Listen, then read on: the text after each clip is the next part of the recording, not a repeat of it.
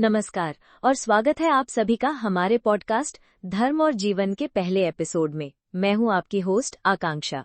आज हम बात करने जा रहे हैं श्राद्ध पक्ष यानी पितृपक्ष के एक बेहद खास और महत्वपूर्ण पहलू के बारे में। जी हां, आज की चर्चा का केंद्र है पितृपक्ष के अवसर पर पितृपूजन, तालाब निर्माण के लिए भूमिदान और वृक्षारोपण का विशेष महत्व। अक्सर हम पिंडदान, तर्पण के बारे में तो जानते हैं, लेकिन भूमिदान और पेड़ लगाने को पितरों की शांति से कैसे जोड़ा जाए, ये एक गहन और फलदायी विषय है। तो बने रहिए हमारे साथ।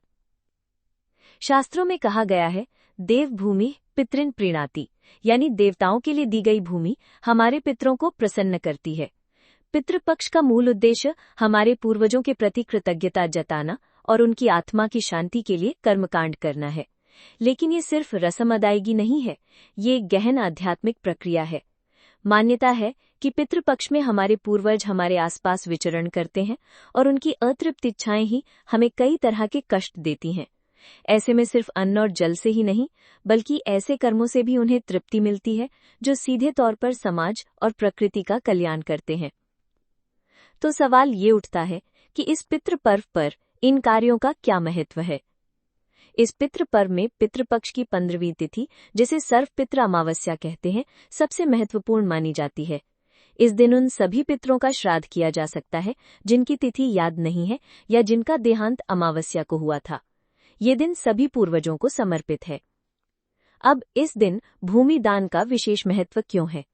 प्राचीन मान्यताओं के अनुसार तालाब, कुआं, बावड़ी जैसे जल स्रोतों का निर्माण कराना या उनके लिए भूमि दान करना सबसे बड़े पुण्य कर्मों में से एक माना जाता है। जल ही जीवन है, जल देना जीवन देना है। ऐसा माना जाता है कि जलाशय बनवाने से पितरों की प्यास बुझती है और उन्हें तृप्ति मिलती है।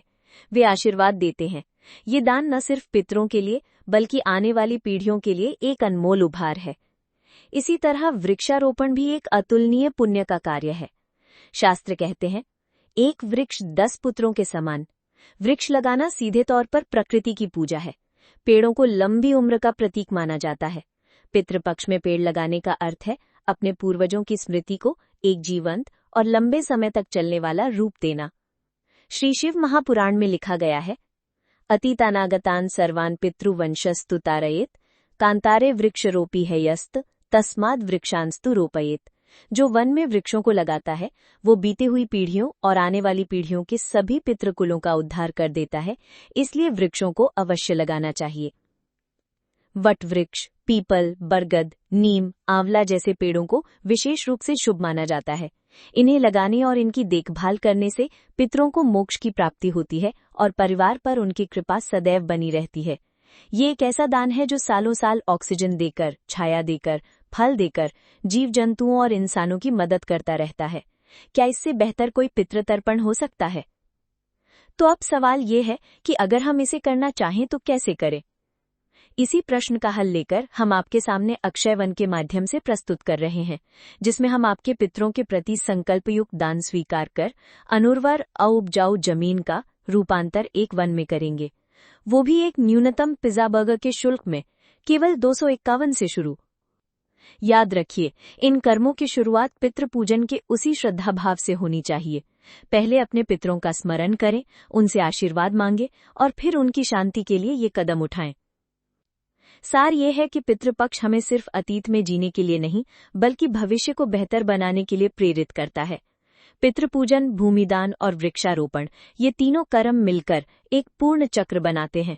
ये हमारे पूर्वजों के प्रति सम्मान है, प्रकृति के प्रति हमारी जिम्मेदारी है और आने वाली पीढ़ियों के लिए हमारा एक सकारात्मक योगदान है। इससे बड़ा पितृ ऋण से मुक्त होने का और कोई उपाय नहीं हो सकता।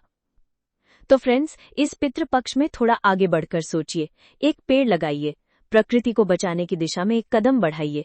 यही आपके पूर्वजों के लिए सच्ची श्रद्धांजलि होगी। आइए अक्षय वन से जुड़ने के लिए दिए गए लिंक पर जाइए या स्क्रीन पर दिए गए QR कोड को स्कैन करें और अपने पितरों की मुक्ति का मार्ग प्रशस्त कर उनके कृपा प्राप्त करें।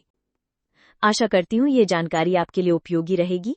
अपने विचार हमें पॉडकास्ट की ईमेल या सोशल मीडिया हैंडल पर जरूर भेजें। शुक्रिया आपका इस एपिसोड को सुनने के लिए। अगले हफ्ते एक नए विषय के साथ मिलते हैं। नमस्कार।